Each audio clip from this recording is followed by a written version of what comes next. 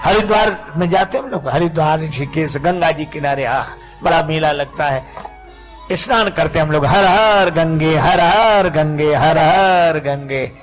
हमारे पूर्वज आकाश से देखते हैं कि हमारे कुल में ऐसे हुए, आज गंगा जी स्नान कर रहे हैं, हर हर गंगे बोल रहे हैं, हमारे कुल में ऐसे हुए। पूर्वज कितने प्रसन्न होते होंगे, होते होंगे नहीं। लेकिन एक दूसरी बात भी है, हम लोग तो कर रहे हैं हर हर गंगे, वहीं आसपास घूम रहे जेब कतरे लुटेरे चोर भी क्या कहते हैं, तुम करो हर हर गंगे, हम कर देंगे तुम्हें नंगे, तुम नहाओ सामान लेके हम गायब। उनके भी पूर्वज देखते हैं, कहते हाय हमारे कुल में ये हुए। यही करना था तो झांसी कानपुर दिल्ली आगरा जाते, ये तीर्थ ही मिले थे। तो राम राम रटने वाले पंडित जी की जेब काट दी किसी ने रास्ते में, सब ले गया। पंडित जी ने कहा कोई बात नहीं, मुख में हो राम नाम राम सेवा हाथ में, तू अकेला नाही प्यारे राम तेरे साथ में। राम जी की कृपा से भागवत की पोथी है, भागवत का ज्ञान है, राम जी की कृपा है। स्टेशन पर वहीं उतर गए, रेलगाड़ी की दूसरी तरफ उतर के पार हो गए। सामने एक गांव दिखाई दे रहा था, 2-3 किलोमीटर दूर होगा। पैदल पैदल पैदल उस गांव तक पहुंचे। वहां इंटीरियर गांव, अविकसित गांव। उन्होंने सोचा कि इस गांव के पंडित जी के पास चले। तो गांव में ब्राह्मण देवता के पास पुरोहित जी का मकान पूछते पूछते गए। पुरोहित जी प्रणाम। अब पुरोहित जी बात ही ना करें, हाँ और क्या हुआ मैं कह रहे। पुरोहित जी प्रणाम। सहज जी बोले प्रणाम, क्या बात है? उस आदमी पंडित जी को लगा कि ना इसने ये कहा कि आइए बैठिए जल पीजिए ना, तो भी पंडित जी ने हिम्मत करके कहा कि हम काशी से आ रहे हैं, हम काशी से आ रहे हैं। सोचा इसको थोड़ा प्रभाव पड़ेगा, हम काशी से आ रहे हैं। सो क्या बोला, तुम कलकत्ता से चले आओ, हमें क्या मतलब इससे है? काशी से। अरे भैया हम भागवत कथा कहते। पुरोहित बोल कथा भागवत हमने तो आज तक सुनी नहीं है, ये नाम भी हम पहली दफा सुन रहे हैं। अरे तो अपने गांव के पटेल से कह दो कथा करा लें, भागवत कथा। बोला जाओ, हम ऐसे बेकार के काम लेके नहीं जाते, हमारा पटेल दूसरे तरह का, चलो जाओ जाओ जल्दी जाओ। पंडित जी काशी के भाव से बोले कि देखो हम भी ब्राह्मण तुम भी ब्राह्मण, लेकिन जाति को न जाने सो जाने कौन जाति को है, हमारा सहयोग करना चाहिए आपको। इतना गुस्सा आया, बोले बैठ जाओ। अब गए वो पटेल के पास। सो पटेल एक शिला पे बैठे, दरवाजे के बाहर पत्थर की शिला, पंचायत निपटा रहे थे। तब तक पुरोहित, आओ पुरोहित महाराज बैठे। पुरोहित जी ने कहा पटेल साहब एक पंडित जी आए हैं, तो भागवत कथा ऐसी नाम बता रहे थे करते, भागवत कथा करा ली जाए, भागवत हो जाए। पटेल बोले कैसी बात करते हो, इतने दिन से आज तक तो किसी ने ये नाम ही नहीं सुना,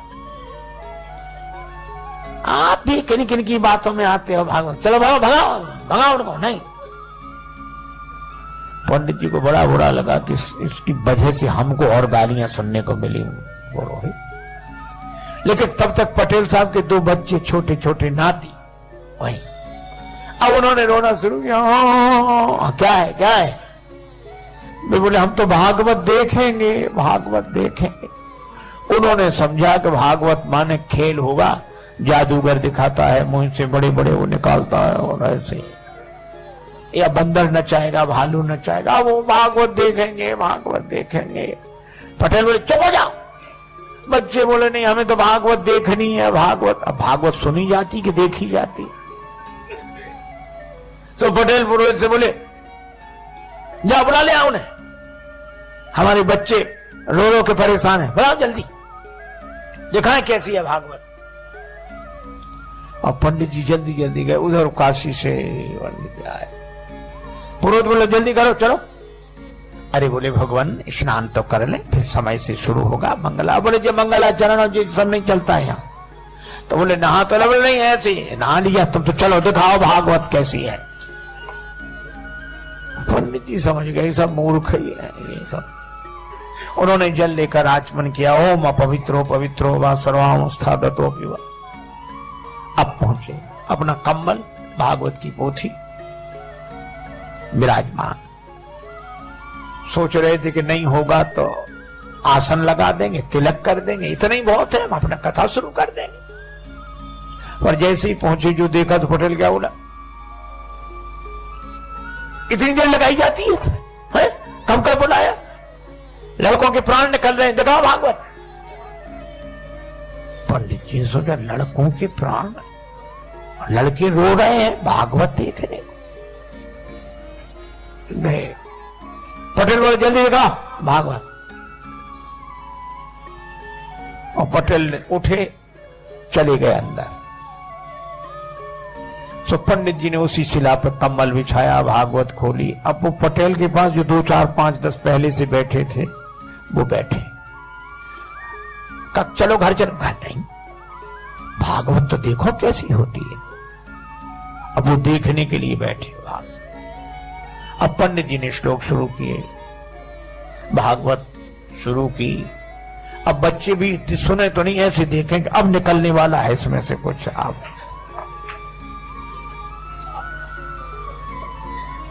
हे भगवान, 1 घंटा हो गया, वे लोग भी बैठे, बच्चे भी बैठे। और वो जो पटेल साहब अंदर गए थे वे भोजन करके आ गए। इनसे पंडित जी से कुछ पूछा न बताया। पंडित जी का जो भगवान की इच्छा। अब संयोग की बात, पटेल साहब उसी शिला पे सोते थे, पत्थर की शिला पर, यहां पंडित जी कथा कर रहे थे। सो आए, इधर उधर देखा, सो पंडित जी की जांग पे सिर रख के सो गए। अच्छा सिर रख के सोए, सोने में कोई गड़बड़ी नहीं, पर सोने के बाद जो उनका जो शुरू हुआ।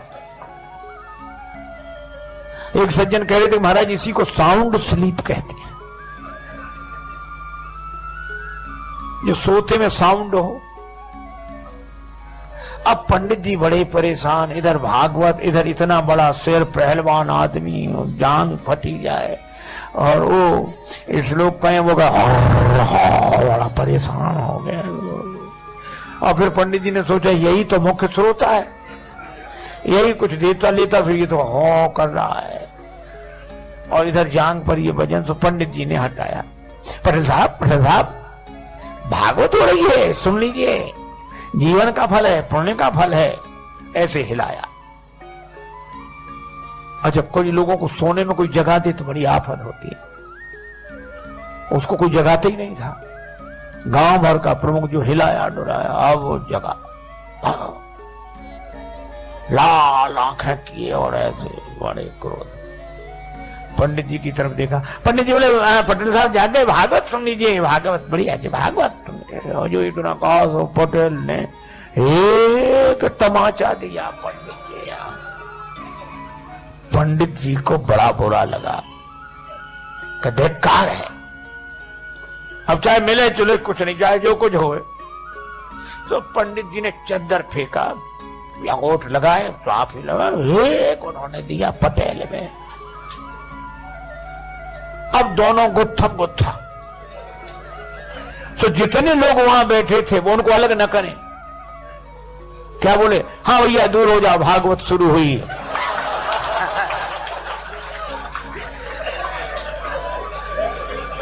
अब हुई भागवत शुरू।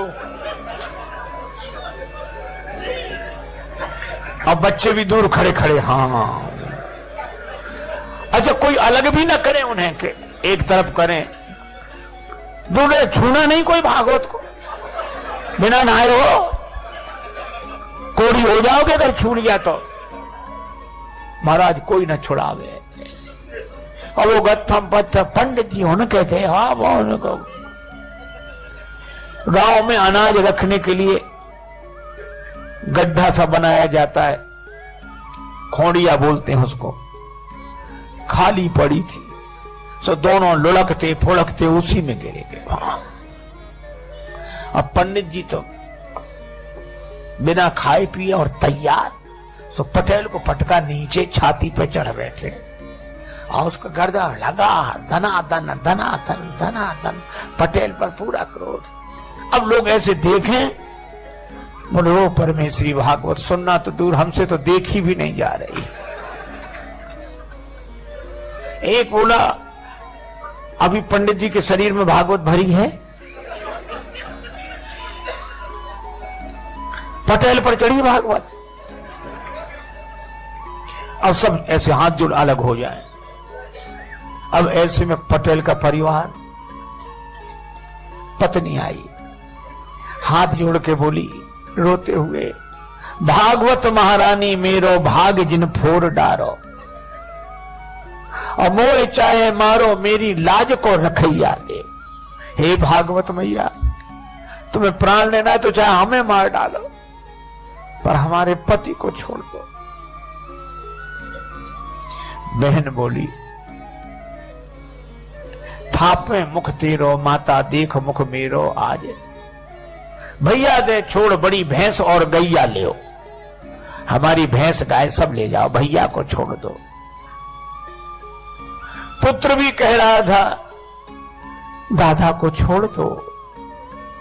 पंडित जी समझ गए कि सब मूर्ख हैं यहाँ ये। तो पंडित जी क्या बोले, एक भरी हुंकार हूं, अब घबराए लोग, क्या बात।